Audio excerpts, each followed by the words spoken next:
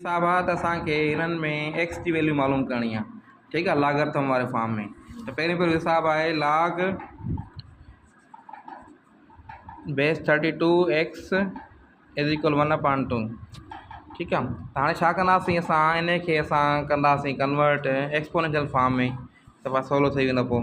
त हाणे exponential form में कीअं थींदो कन्वर्ट ॿुधायो तव्हां?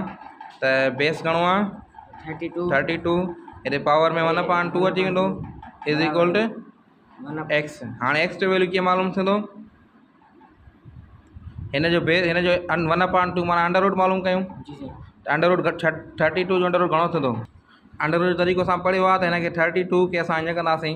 ठीकु आहे, फैक्टर्स प्राइम फैक्टर्स कंदासीं त 16, वरी 2 कंदासीं त 4। ठीकु आहे, वरी 2 कंदा बल्कि 8 सॉरी 8 वरी 4।